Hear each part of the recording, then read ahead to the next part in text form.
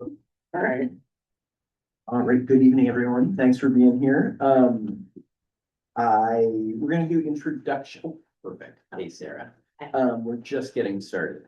We're gonna do introductions in a minute. We just have one piece of business to attend to before we get to our guest. We have several guests, actually. So one introduction. Ben Watley is joining us here this evening. Ben is interested in serving on the committee, and I told him if you're interested, come check out our meetings and see what it's like. And so that's that. And we have our Sarah and Vanessa, and we'll get to more introductions in a second. I did just want to approve minutes from our last meeting before we get into the meat of the agenda. Could I get a motion regarding motion to approve? Is there a second to approve the 2nd of November? Is there any discussion regarding the minutes from November? All in favor of approving last month's minutes? Matt, are you not taking in Carolyn's absence? Okay. Okay. I didn't take out there, but we approve those minutes. We go ahead and skip over updates and announcements and adjustments, if that's okay, and get right into the meat of our meeting.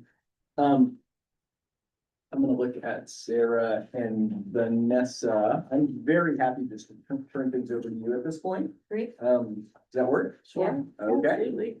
Welcome. Thank you very much. We're excited to be here. So my name is Sarah Turner, and with me is Vanessa Farr. We both work at Haley Ward. We're planners, and I also come from a GIS mapping background, so excited to get into mapping all the intersections and roads and fun stuff in Topsham. But I was hoping that we could go around and just do introductions. I know I've met some of you already, but just so we can all meet each other. So. Yeah, so there was one other question we had too, and that would be if you have a skill or special thing that you are good at doing, you're into photography, you can let us know because it's helpful for us to know what those interests and specialties are. My name is Ann Callahan. I'm on the Topsham Select Board. I'm Sarah also, Sarah Nelson. I'm the vice chair of the committee, and I've been working, we sort of have some subcommittees and working on outreach. So I've been doing some of the events, sitting at the table, kind of getting, I've I have a design background and not graphic design, but I've tried it out for this and have sort of did like a logo and some graphics. That's great for the committee and stuff. So yeah. Happy to do more of that. I don't know if I've met everyone here, so I'm just gonna really quickly do my intro. So my name is Vanessa Farr, and I've been in planning for almost 30 years, which is like shocking to me that I say that out loud. And transportation has been a strong focus of my career. And my planning company was the consultant firm that did your comprehensive plan, so the Maine Design Workshop. So I'm really thrilled to be here tonight. And as we shared with the smaller group that interviewed us, Haley Ward, myself, and Sarah were pre-approved by the DOT to do street demonstration projects. And so we have some strong relationships up there. So what we bring is obviously the things that are on our resumes, but the more current is that we have that kind of direct line with the DOT and awareness of some of the resources that they can bring to this effort here. So Matt Coughlin, I've been on relatively new to town. I guess I moved here about a year and a half ago. I guess one thing that might be interesting to me, for me is, so I'm a bridge engineer. Just about to start in the new year with a new to me firm. So I'll have a decent understanding of like some of the technical stuff, like, but that being said, I'm not a transportation, traffic, highway guy, so I'll be welcome to structural. Yep. So, okay. So I'll understand some technical stuff, but I'll also definitely stay in my lane. So. Are you a dad too? That was almost a dad joke. Yeah.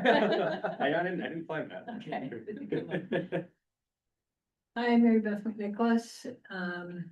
Been in Topsham for about a year myself. And my secret special skill, I'm in project management. So if there's anything you need any help with, by all means, just yell. Great. Brian Banton, I'm the chair of Topsom High School Pedestrian Committee. Gee whiz, trying to come up with something that's not just cheeky in terms of a special skill. I think you should do the cheeky. You're good with the measuring. That's actually a good skill. Say he's a teacher, so he has a lot of patience. Well, yeah, there are other skills. Trying to think of something really high school pedestrian. But just you are a teacher? Yeah. In elementary, high school? Yeah. Great. What subjects? English, English. And good with the measuring tape.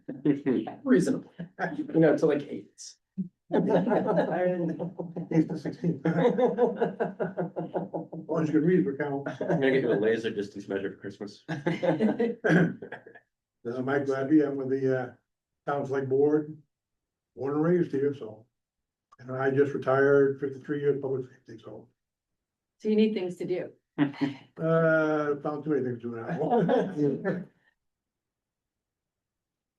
Dana Carey, I grew up riding the roads of Topsham, and I've been recycled now for about 45 years. Enjoy biking, enjoy walking. I'm a retired financial manager and have returned to Topsham and lived here for the last 25 years. Mark Hagan, Chief of Police. I'm the point of contact between the town and the community. Jeff Emerson, the Assistant Town Manager. I wanted to just say something cool, like I could ride a wheelie for 30 feet, but no, the background in public safety. So I retired out of public safety and started this job. Erin Arneson, I've been here for about 4 years in Topsom. My job is marketing and media, so communications background. I ride my little one all around, so I'm all about the safety for kids getting to school and beyond. I'm Ben Watley and not a member of the committee, but hope to be. And I'm also born and raised here. So, and I used to ride my bike from Guidance Road to Williams Cone School when I was 10 years old, which probably people would think was pretty crazy today. But so they bring maybe a little bit of perspective on, how riding and walking on the roads has changed over my lifetime. But I sell vegetables at the farmer's market. We maybe have some outreach potential there too. We're really in front of the public a lot and do have the ability to engage people locally on issues that they care about through the farmer's market. Awesome. Great. Great. We have one member, Javier, who's not here tonight. So I should just say that. And Carolyn. Oh, and Carolyn will be arriving. Oh, okay. Yeah, shortly, I think. Ish. And then also on the Zoom, we have Claudia from our office, and she is, I believe, in Los Angeles tonight visiting her family. So she's zooming in to listen. She's gonna do some help with us with production and graphics and communications. So just wanted to mention Claudia's with us too. Hi everyone, it's nice to meet you all virtually. Yeah, happy to be here. And joining from Los Angeles. So it's currently 2:30 my time and sunny. It's quite nice. Don't tell us about the sunshine. Yeah. All right. I've been enjoying it, to be honest. This is where I worry if she'll come home. Sarah. Great. Awesome to meet you all, for the folks that we haven't met, and to see you again. I was thinking that next we would just go over the Gantt chart, the proposed project schedule quickly. I think probably most of you have already seen it, but just as a quick recap. See if I can share my screen to get it in front of you all. There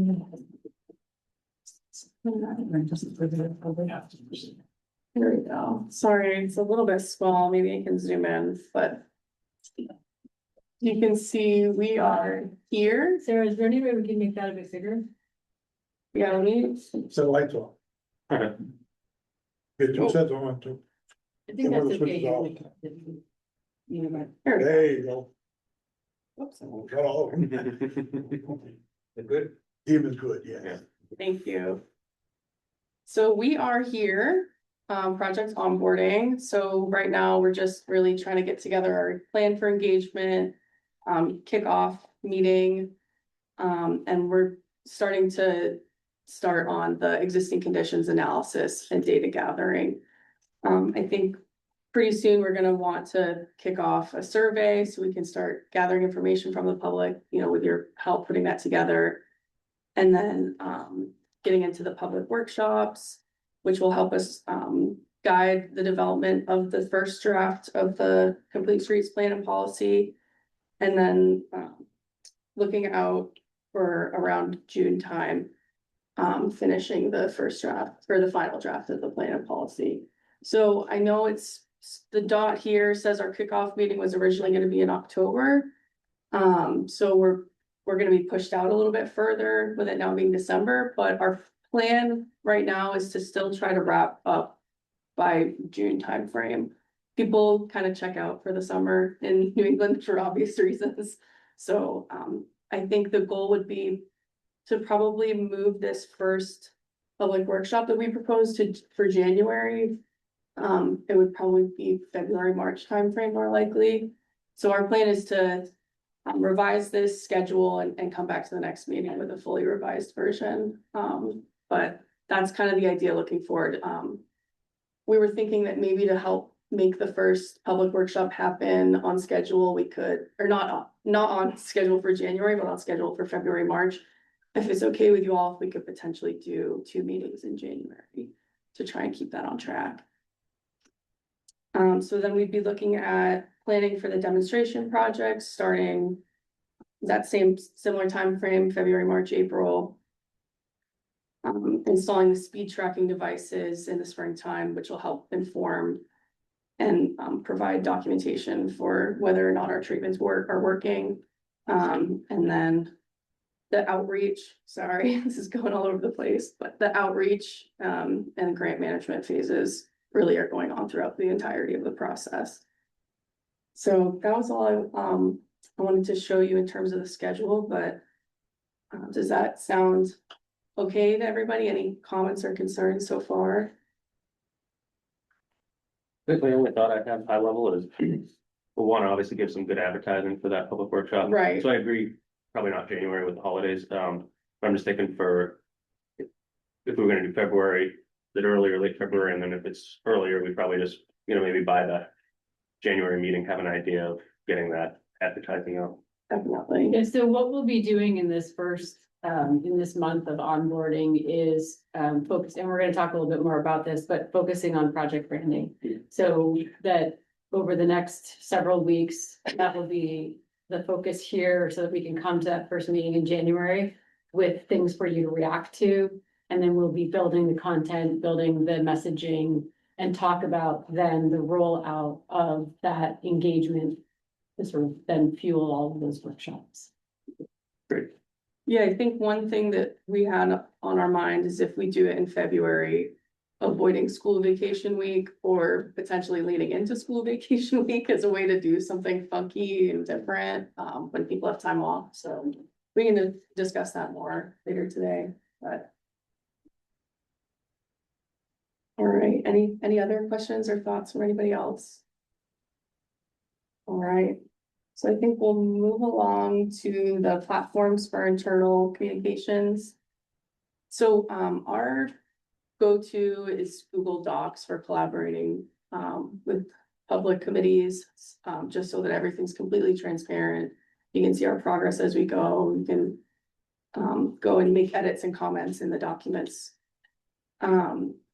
So I think we'll likely be setting up a folder that you all have access to, so you can come in and check on things, where everything's in one place, so you don't have to go digging through your emails to look for a link that we sent months ago. We also have a platform called Basecamp that is our project management software that we were thinking we would give access to the chair and Mark to, as our points of contact for the project. And we can pull in other folks as needed if it would be helpful, if there's a little project, a side project we're going on marketing or historic photos or something like that. And so on the communications, that's kind of on the internal, what'll be happening for us. On the external, we were curious to hear about where people go to get information. What are the go-tos? Is it Facebook, a project website? The So, dump. yeah. Hmm. What was that? The dump. The dump? Okay, I love that. Did we talk about that in our interview We- about yeah. the It's the first thing banner? that crosses my mind. Yeah, over Where the do you go hopper. right around the dump? Yeah, you, all the awareness of the, yeah. I'm on I the love they call it the library. dump as well, and it's a transfer. Oh, it is the transfer. Yeah. I'm on the library board and I know what they did a survey for their outreach and they stations at the transfer station dump and had a lot of good responses. Okay, But if you also need anything at the library, I think I go there for info. I campaigned there. Yeah. At the dump or the hall? The dump. And the library, both actually. You know, on a Saturday, the number of people. Business happens. It's just- Just if you go there on a Saturday, don't call it the dump. Or Transfer the station. hosts will be very upset. So, transfer station. good to know. It's not a dump anymore. It's actually very nice. It is. So It's those- actually an awesome dump. That It's sounds great. like a great option for tabling, for trying to get the word out. I've heard the whole. I don't. And Well, then, we also have the town also has a website and I would hope we push people towards that as opposed to Facebook. But that's one. Yep. Place where we could make sure things get posted. Do you have a communications director right now, or someone who's the point person that is in charge of pushing information out For the committee or for the town? for the town? No. Yeah, okay. Does the police department, do you have someone that handles your communications? Yeah, unfortunately, it's me. Yeah. Yeah, so we use Facebook at the Yep. PD, so I can put anything up on that, Yeah. or on our PD section side of the website. So I think what will be helpful for us in building out the communications piece is just knowing who those points of contact will be. So it's you or the police. I We think can assign somebody. you can assign someone from the town. Yeah, sometimes it's easier for us to write that content, or maybe we work with someone to write the content and then give it to the actual person who's gonna hit that button. Sometimes if we have to go through someone who's not used to doing that work, there can be delays, so. Okay, so we'll make sure to make sort of like a list of all of those places, and then you have a rec department, I'm guessing, that also has a pretty Yeah. active Pam page. Leduc. Yep, oh, she's still here? Mhm. Okay, great. Let's do her. Yeah, she was quite helpful. Years ago. I think people who care about our work also follow Bike Maine pretty regularly on social media. That's how I found out about our committee opening and overlaps nicely. What about the crier? Like, I feel like I see Yeah. things, post like jobs and stuff in the town, posted the crier. We do it paid. Yeah, yeah, so like the page, like pops the page in the crier. is that a That would- local news? It's a monthly print publication. Just to everybody and Mail to everybody. get mailed to everybody, right? Yeah. It's like 8, 10 towns on there, I forget who they all are, but yeah, we're one of them. And right now, the town, this committee does not have a project website, or does? We do not. We do not, okay. We have a part of the town's website. Oh, well, A yes. page on there, okay, Yes. all right.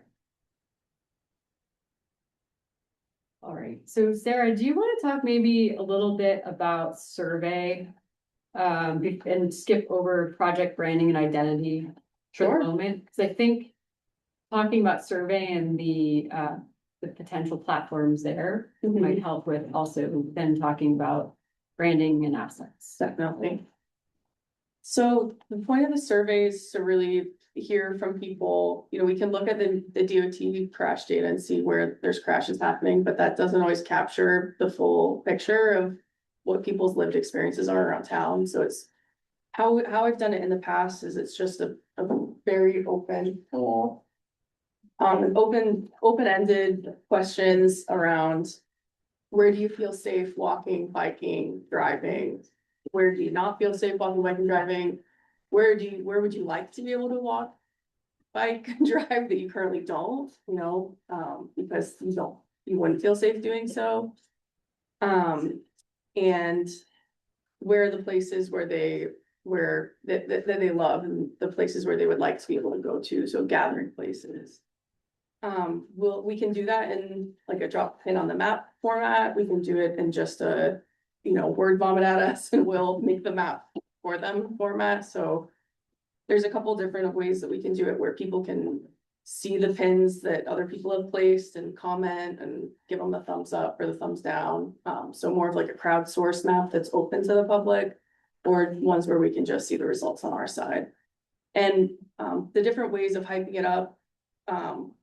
So the one that we did in Casco, we just handed out little business cards during the Casco Days parade, and we got to hit a lot of people for that one. And there was a QR code, and we offered, I think, 5 gift cards as like, take the survey and you get a chance to win a gift card to a local establishment kind of thing. So there's all kinds of ways that we can try to get people to take the survey, but a gift card is usually a kind of nice incentive. But also, I think just thinking through, do we want to hand them out in the school folders that kids take home? I think any range of between in-person and digital engagement is kind of what we want to get, so we can cast the widest net possible. And if we host some kind of event, removing barriers to coming to that event.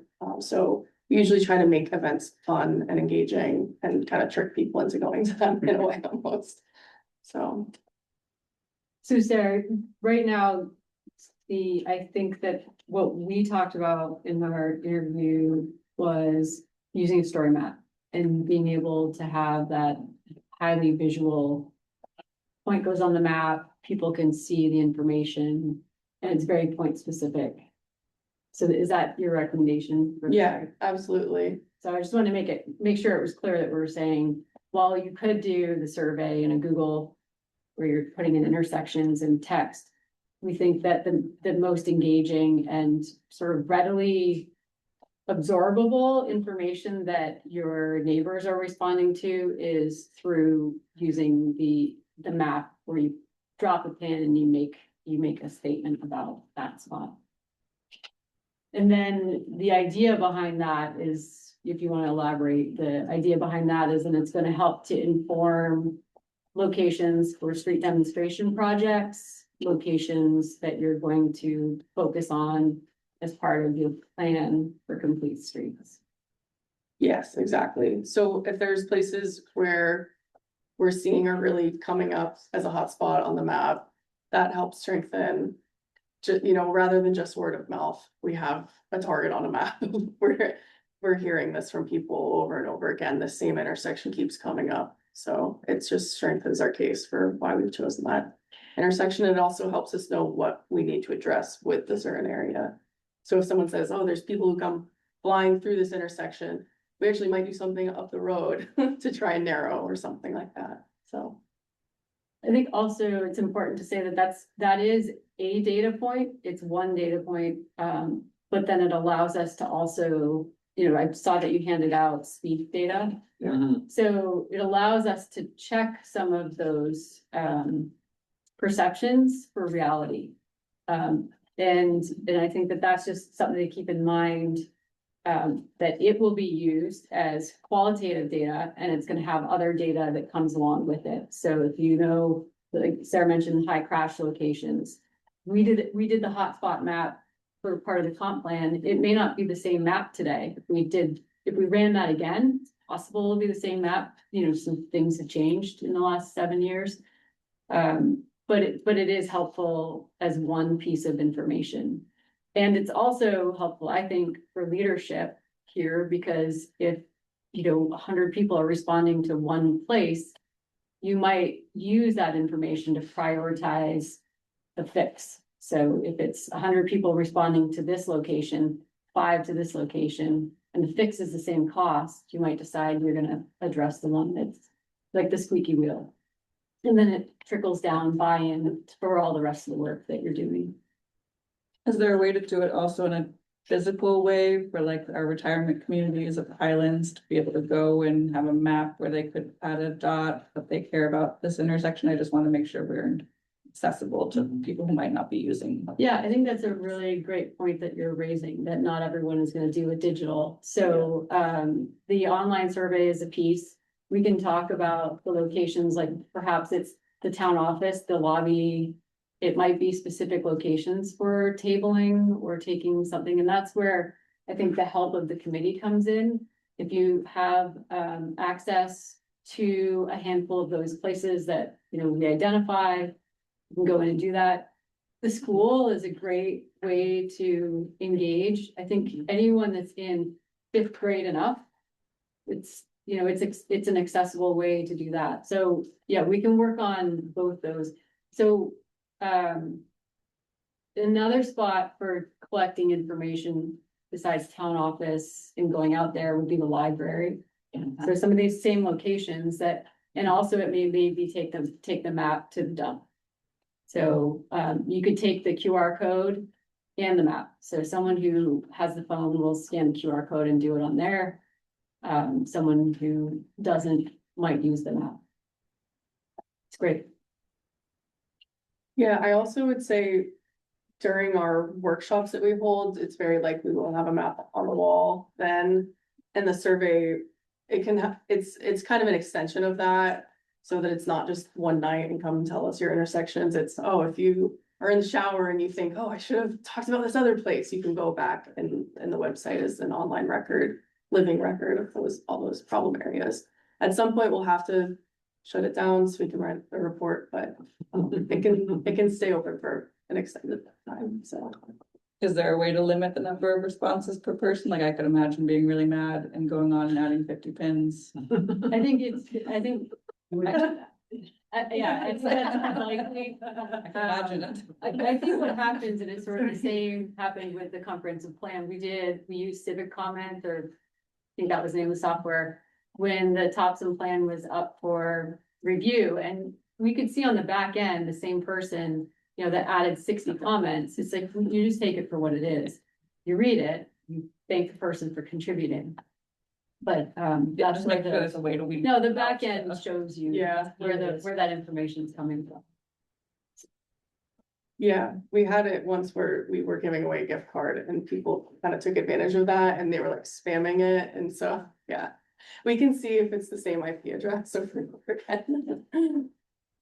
So the next step for survey, we also want to know, like, that's our recommendation of the kind of data we'll be looking for, but you all might have other ideas about what you want to learn from the community.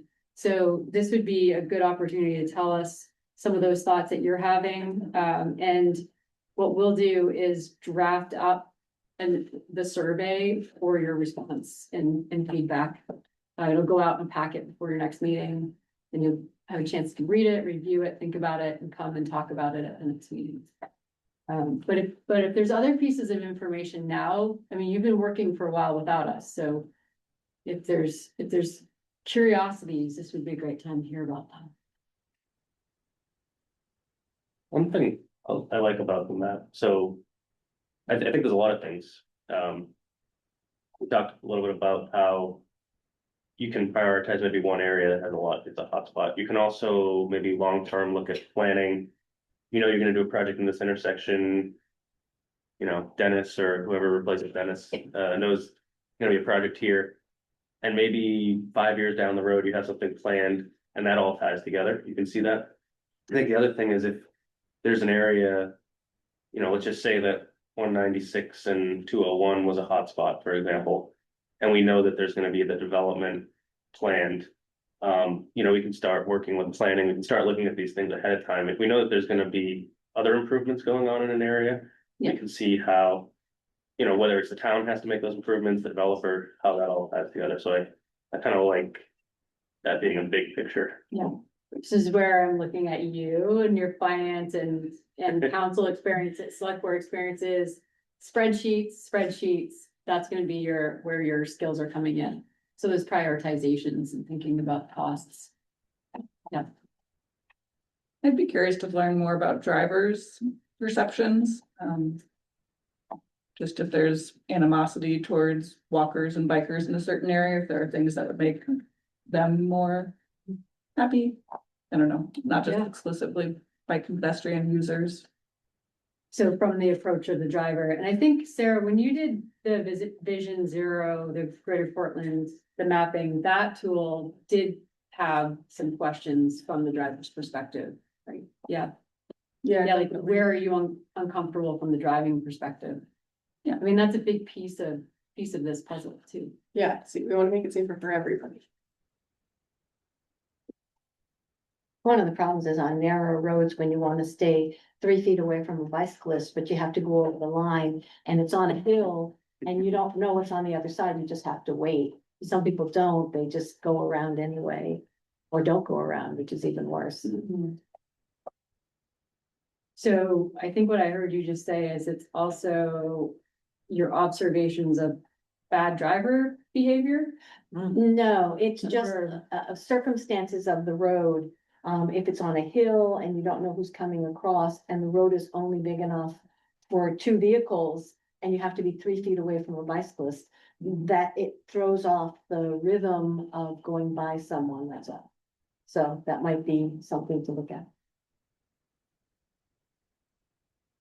And educating drivers that they have to slow down and make sure that they can see before they try and pass. They should just wait till they reach the crest of the hill, but I've been they flipped off don't. more than once. Yeah. Just riding my bike and all of a sudden there was a narrow road and it's my fault.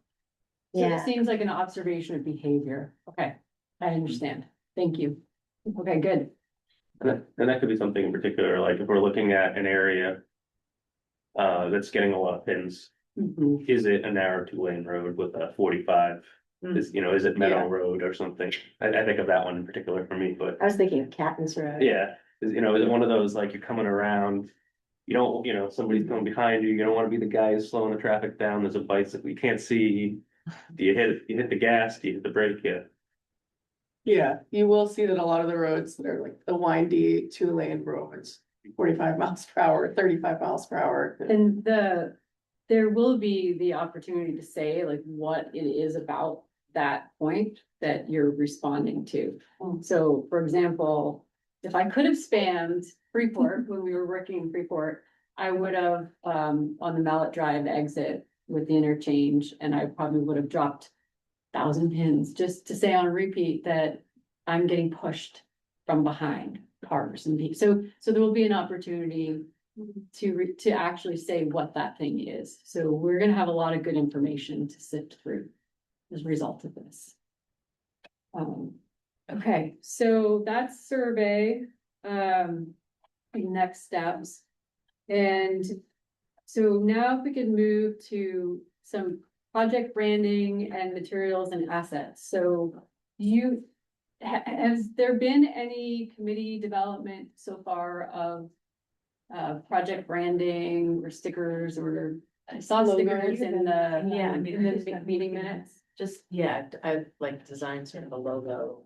And we printed out some banners and stuff. We actually, haven't like ordered stickers. Erin and I met just the other day and we're talking about sort of, like sort of some approaches to get some of their promos right now, just to get like the first round of stickers, just to give out at these events that we're sitting at. But yeah, they're sort of like doing some signs that events and stuff.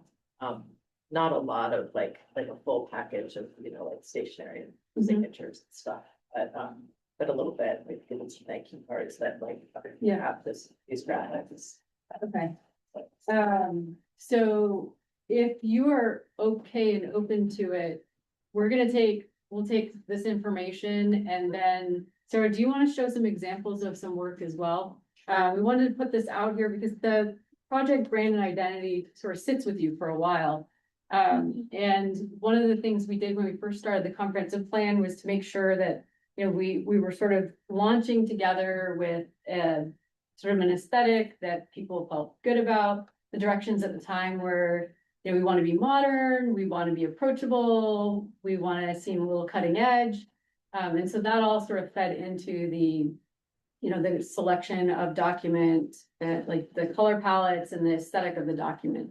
And so the complete streets work and the bringing people in, we're trying to reach people of all ages. So it's almost like that work we did with comp plan, which is beautiful. It's like, maybe it's the springboard to do something that's a little bit more brighter and fun, and that might catch more attention. So what we're going to show you is not anything about like where we think we're landing. It's just to show that there's a variety of different sort of visuals that we could try to move towards in coming up with a brand identity for all of the work that we're going to do.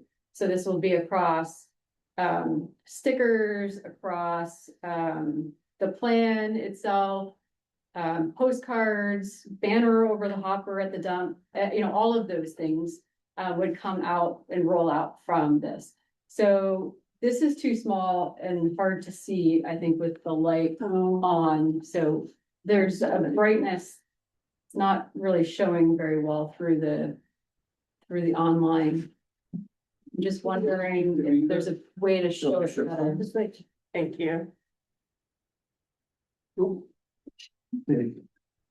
it's pixeling out. Is it because it's on the Zoom, Sarah? Maybe that's it, yeah.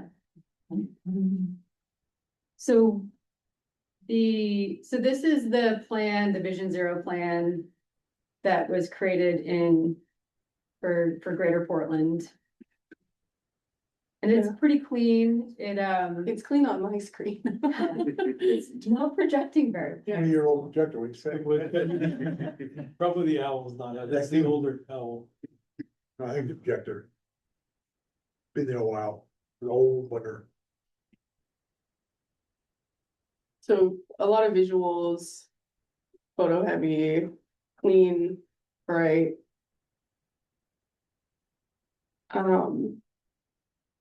So what was a handout that you would use in something like this?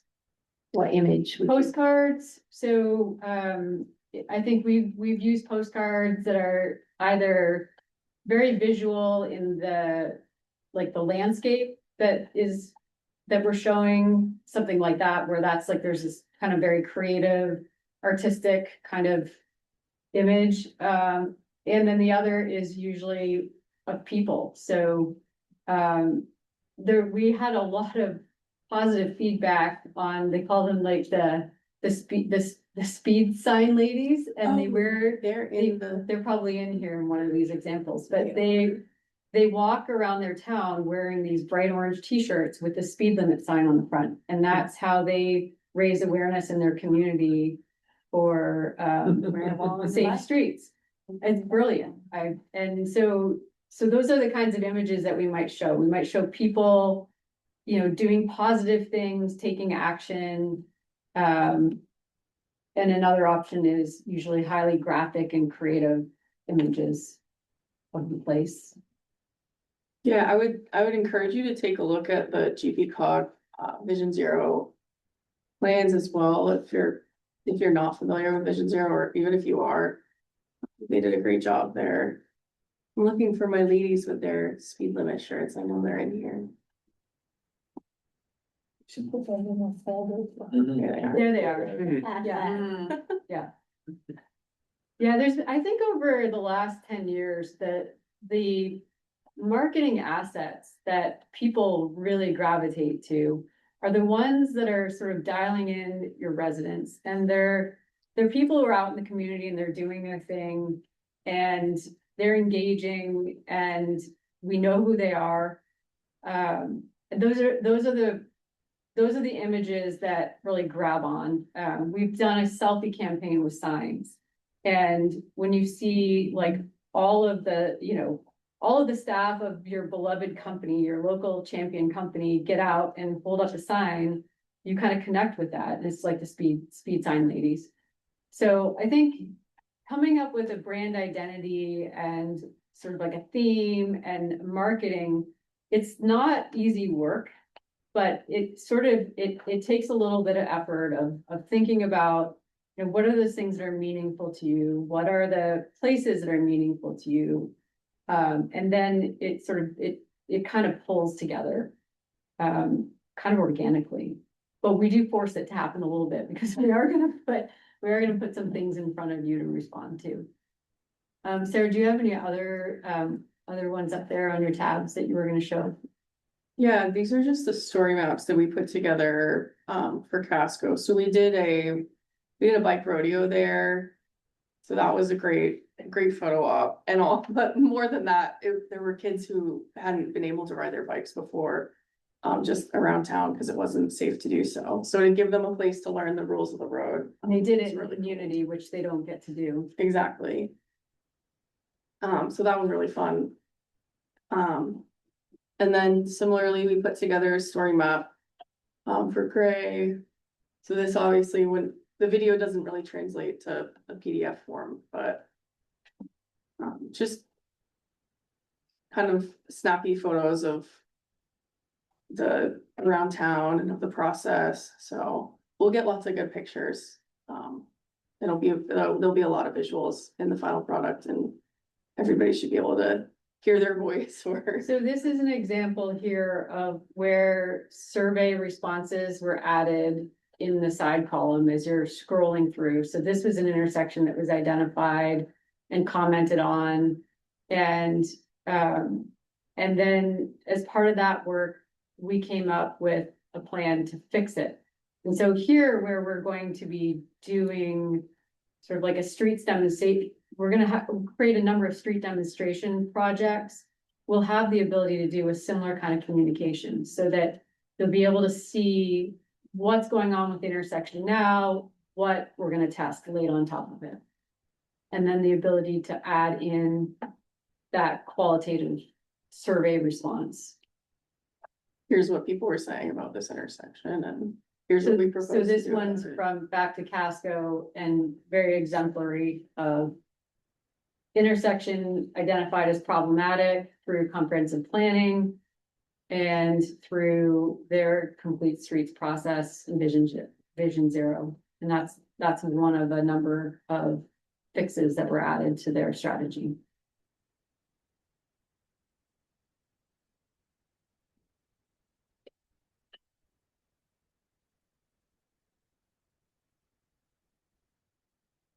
So I think for Casco, their kind of design brief for us was bright, high vis colors, clean, colorful. So that's how we came up with the Casco Safe Streets. Sarah, can you do the slider? Not everyone saw this in the interview, and I think it's cool for the committee to see like how easy that is. So that's our sketch of imagining a route, a multi-use path along Route 121. They have a really wide right of way there. And there's water to the right in the photo, so to make it like And this is not a long stretch between two villages. one village and one emerging village with 60-mile-an-hour speeds because it is so wide. And in comprehensive planning identified as like we should be able to connect all of our villages and move safely between them. They also have that similar, where the school is located in a place where there is no walking and biking to it because of some significant regional route issues. So that's a bit of how they were able to get people thinking about potential changes. And this one was not necessarily a high cost. They did a street demonstration project with Jim Tassie, he's part of our team here. And they figured out how to demonstrate that they could take back some of that lane and make it into a multi-use path. It may not be asphalt in the near future, but it could very easily be a crushed stone path.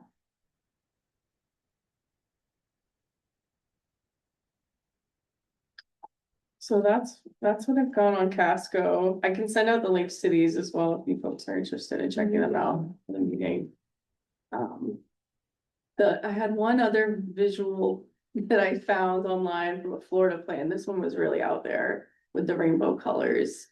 So you can see like it's out there, but it's a definite It's fun. visual identity. So Yeah. our goal with this brand identity is that whether you get a postcard or a flyer, that somebody who sees it can say, oh yeah, this is the Streets for People project. I recognize this. I know that this is a part of this project. So. I think I like more of the classic wrist lines, just given our older population and I like modern in terms of, yes, bright squares like that, but maybe leaning more into the town's logo and style and. Or Sarah, did you pull up the template, the InDesign template for the plan? for the comp plan, I wasn't able to pull that one up. I'll see if I can find it. I just stopped sharing. And I will say, since Sarah, I've really enjoyed seeing her designs. I'd love to keep something of Sarah's. You know, she made a cute little the O&P of Topsamara bike wheels, and we've only done a couple events, but it'd be nice to keep something of the logo Sarah's made. Yeah, Absolutely. That would be great if you can send that to us. Yeah. Yeah. Do you want to grab the lights? I don't want anyone to fall asleep, you know, it's getting to, it's that evening part. Yeah, I think that that was sort of the direction that we had in 2017 was this sort of like wanting to respect that there was an older population and formality, but also kind of being clean and still trying to be a little fun. Yeah, I don't have the template, but I can just share the plan itself. Everybody's seen the comprehensive plan? Yep, okay. Yeah, so the making of this plan started with the color palette and fonts and the same, and then we built the document from it. But I think this one was, you know, it's still reserved, but the photography really made this plan extra special. I mean, the content is really good, and that's because we had a great public engagement process. But we also, because we had those good visual assets, I think it just made it even better. And now looking back at it, you know, we moved sort of, our attention spans have shifted again, and I look at the quantity of text I wrote, I'm like, oh, that's too much text. Print. Like if I were to redo it, I would spread out the quantity over many other pages, but Things yeah. have changed. things have post-COVID. changed. I think where our tolerance to information, it's gotta be a little bit more snappy. And you know, the other part to this too is anybody doing, I almost hesitate to say this, is anybody making TikTok videos, doing reels or no? Short form media. No, my father sent me one from Thailand 2 days ago, and I'm like, oh my gosh, what is he doing? He's like, he's got off the rails. He was giving me this video. He's Canadian, he's missing a tooth, and he's like, it's really cold here, and he's showing me like this ocean behind him. I'm like, oh, he's 78 and he's entered the land of making video reels. Shocked, I but do it. But it is quite effective, and I think here, if there's some people who would be willing to be recorded, you know, that is something that we could do to help with like the launching of engagement here. I think Freeport just did a bunch of tests with their downtown, and one of their council members, he did a video, and I think that was really helpful because he was communicating that this work is hard and we need to do it all together, and we might fail at this thing, but if we don't do something, we're failing. So I think it can be helpful. And I can't believe I threw that out there into the pitch of things we could do for marketing, because I do not want to do it. I'm very, very shy about these things, but so yeah, so that's some of the work we'll do. I would love to see what you've made so far. That would be great. What should I, like, what? We'll give you, we can, yeah, we do, did you make it in InDesign, Illustrator? Illustrator. Yeah, we do all. We'll make sure to give you part of that. It's like 7 minutes, so. All right, so is there anything, because we're gonna keep this to 1 hour for this first meeting. And we have a lot of onboarding activities to do so we can put things in front of you. I would love to hear from you what you think success will look like for this work. And there's an and, because if you're not sure, and is there something that you think we should know about, think about, and try to incorporate into some of this first pass at the work we're gonna do to pull together, survey and grant.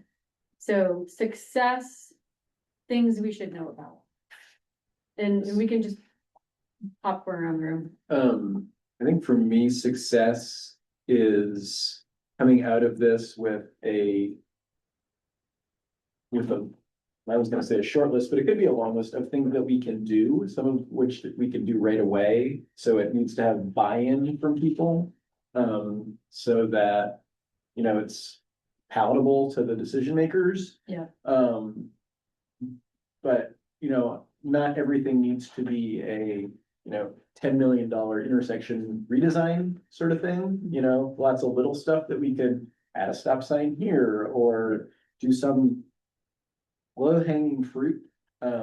So, I mean, a mix of both of those things, but stuff that is implementable. So I'm glad you raised that. We were at the Maine Transportation Conference last Thursday.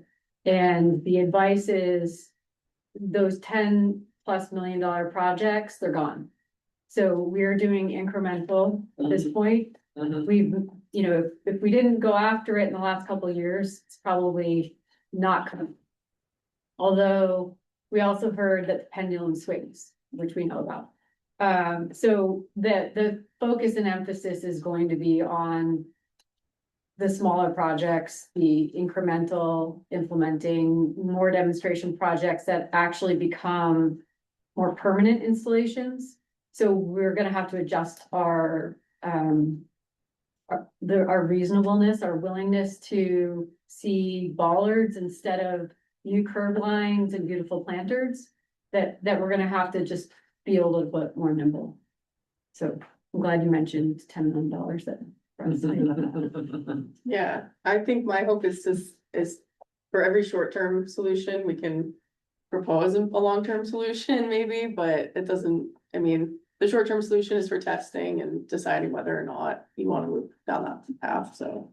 I think we're not gonna have any long-term solutions without a short-term interim. I guess the one other thing that I think of right out of the gate is just sort of like expanding people's imaginations in terms of possible solutions to problems. Like the general public, like, you know, what are different ways we can approach this that we may not have done before, but that have been tried in other places and that have some, you know, that have some data to support their implementation. And just sort of expanding the toolbox of possibility. It's great. I'd love to see all the documents that we've put in our Google Drive, the comp plan, be leveraged and not forgotten, because we've done survey after survey and comp plan after comp plan, and to not just have another plan that's dying on the shelf, but okay, we took the info from this and we're carrying it forward, we're expanding the surveys, we're making a plan that the town and the select board agree on, and we will do it. So just continuing the effort that's already been done. Can you send me a link to that, to those documents? Yeah. Yes. Is it on Google Docs? There It's on our was, Google we Drive. got it from the town website. Oh, just everything on the else. town Yeah. website. I'm pretty excited to see the point, like just the revisiting, but this time we're doing the pins on the map to see how that aligns with the nerdy data assessment hotspots. Because that may be the same, it may have shifted. So I think it's a pretty low intensive kind of effort to check something that was done 7 years ago. And the timing is interesting with just like, you know, we were talking a little bit before about sort of upcoming changes, and right now the bridge being the bridge of Brunswick, we've talked a lot about that as a committee, just kind of what that's gonna mean easier access to Topsom. But then what happens when you get here, it's nice little bike path to get over here and then what do you do, and so I don't know, just that's maybe something that won't be reflected in surveys yet because it's not completed, but And the building apartments in the 201, 196 area, we're gonna have hundred and 83 more units that haven't even been built yet. Mhm. So that has to be taken Yeah, into there's lots. consideration. yeah. How does that fit across the road? Excuse me? How does that fit across the road? I think a big part of the campaign, a big part of our agenda is complete streets policy. So I think a mark of success for me would be seeing a complete streets policy that we can really believe in and that town can get behind, not something that we have to cram down somebody's throat, but something that can really be bought into by all the pieces of the town. I think one thing for me, kind of came back looking at the comp plan there, but that the town is so diverse. That we have the Cathans Road, we have Yeah. the bridge area, we have this area, the more historic area, the Topsom Fair Mall, and just, there's gonna be things that are obviously gonna work in one place that won't work in another, and I think just seeing that all come together so that, people may, I hate to say it, never feel safe biking in certain areas. But in others, what can we do to actually make it, I like to think this part of the town between here and the bridge. We can expect that should be pretty safe. Other places might be work. And it might take education, it might take changing people's minds about how things happen over the next 5 to 50 years. A lot of work there, but yeah, I think just diverse town, and that's kind of why I love it. Well, could be signage, could be Yeah. restriping of roads. Right, Because we're gonna rebuild the road, put some more to it, right. widen it a little bit. We do a lot of road rebuilding around the place. Add a couple feet to the side, maybe that money that bad. I like the idea of emphasizing the safe places. Sarah and I have talked about that, like, we should just have like a monthly meeting where we all go to the safe place and we ride together, or we, show that this is where I'm riding this week because I feel safe here. Yeah, we've talked about having like community rides and community walks, like family walks and stuff. We both have young kids, so just like meeting it, because there are trails and bike paths and stuff that are, safe places already, but also just people aren't aware of them, it'd be nice to kind of make sure that there's. It might, that's actually a really interesting idea that for one of the engagements, maybe when you have something that you want people to react to, that you structured around, like you could do a glow ride, or like Sarah showed you the bicycle rodeo. That might be an interesting way of like doing, like, we're gonna ride this section and we're either closing the street down and we're gonna just do it all together, or we're gonna be in one specific place.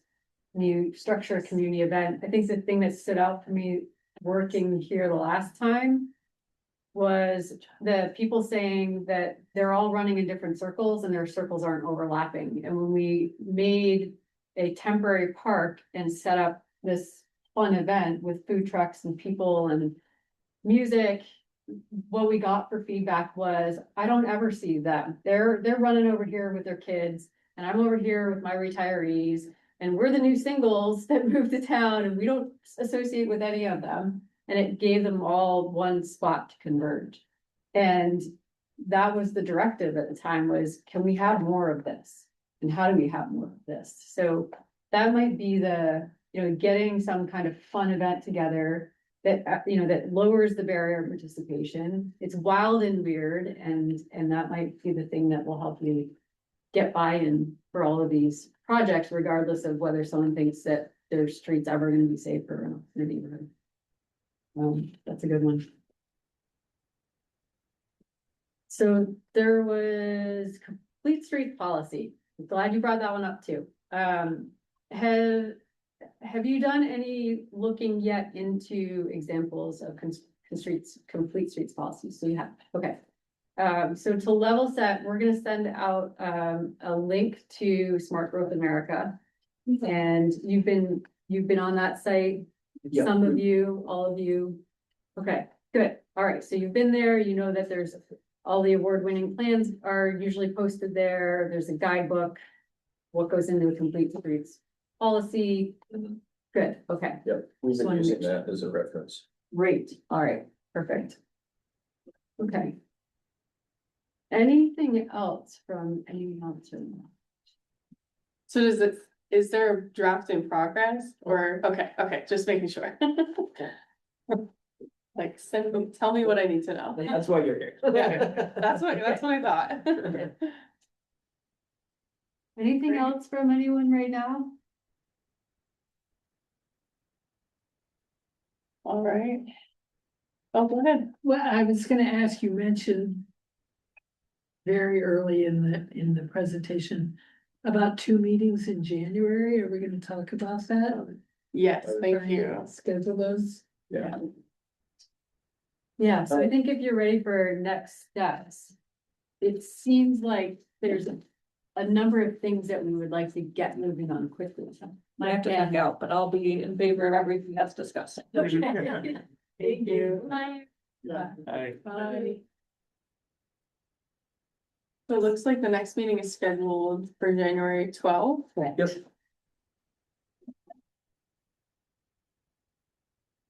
So maybe the I mean, it looks like the 26th would be convenient in that we would have a meeting, 2 weeks, another meeting, 2 weeks, and another meeting. So we'd have 3 meetings in 6 weeks, and if that makes sense, but so we'd have kind of bang, bang, bang, like 3 meetings at a regular, pretty tight interval. Yeah, that would work well for us. And we're kind of away from the holidays a little bit. So, Perfect. so Wait, can you say that? So, our next regularly scheduled meeting is January 12th. Right. So I don't, we may have discussed this right before you came in, sir, I'm not sure. So we discussed having a second meeting in Oh, January. yeah. Okay, so I'm proposing that be the 26th of Okay. January. Yeah. And then the February meeting falls on the 9th. So, yeah, we'd have 3 meetings between January 12th and February 9th. Great. That should set us up well for the engagement of that. Does that work for people? Awesome. Great. Yeah, comment about remote, because both Sarah and I drive an hour and a half. We will want to make sure that we can move to Zoom if the weather is terrible. Mhm. Not raining. Sarah's coastal, which you're all coastal, but I'm mountains and I'm still getting used to that. In a new truck, it doesn't have a way down back. We up with Friday or that way? I'm up in Bethel. What's that? Yeah. Oh, that's nice. Yeah, so I love it because there's snow. Yeah. Really good with that, but we'll just want to watch the weather. Yeah. As well. And that's not a problem on that middle week, right? There wouldn't be a problem There's with no, Zoom. Zoom will always, it'll always be here. There'll always be. Might be late, but it will always be. I guess the one thing we'll need to do though is put out just notice of that additional meeting. Public, great. Yeah. Yeah, we post all the agendas, so. not a problem. And I could actually work with you and get them ahead of time, right? Yeah, we'll do that. We'll do that.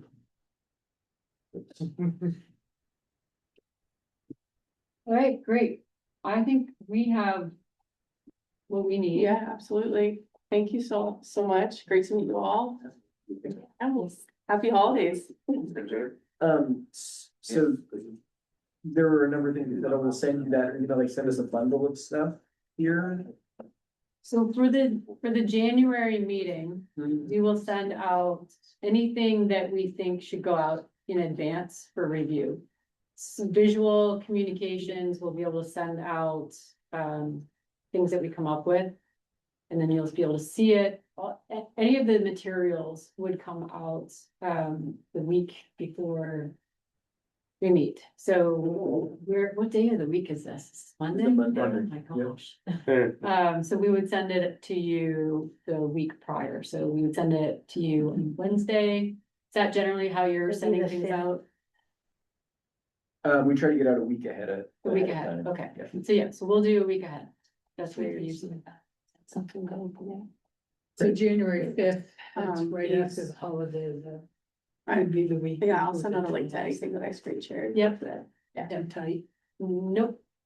You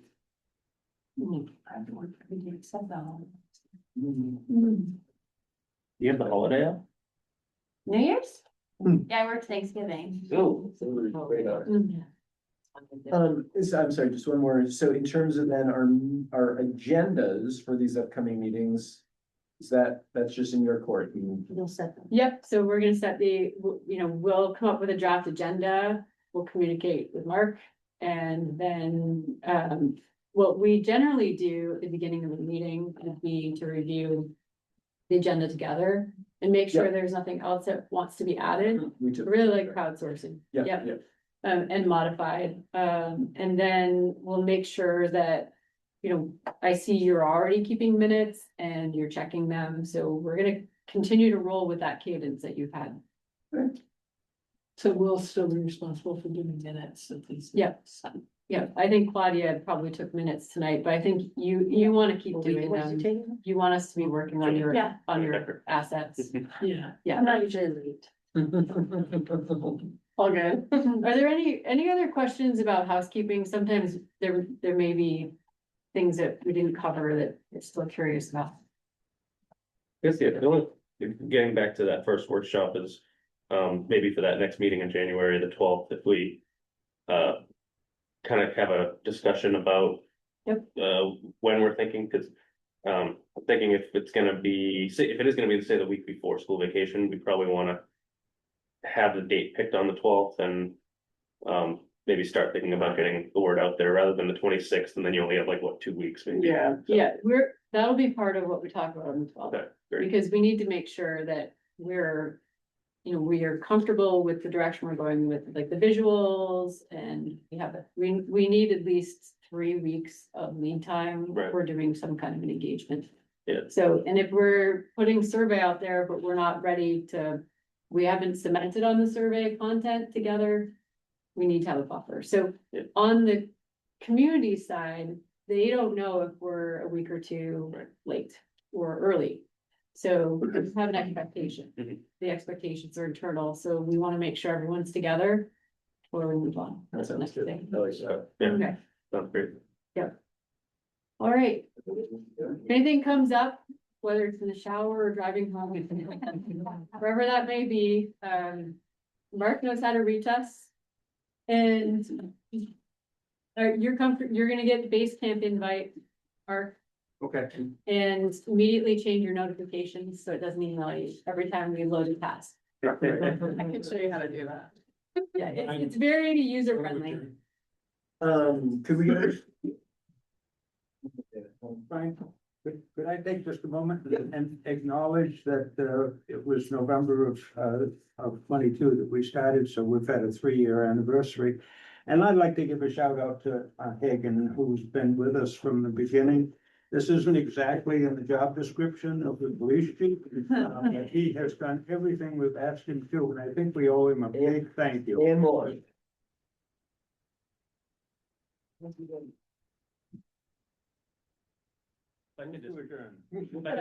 Very What size shirt do you wear? So you get that sign Payback, huh? what the speed is on Portside Road. I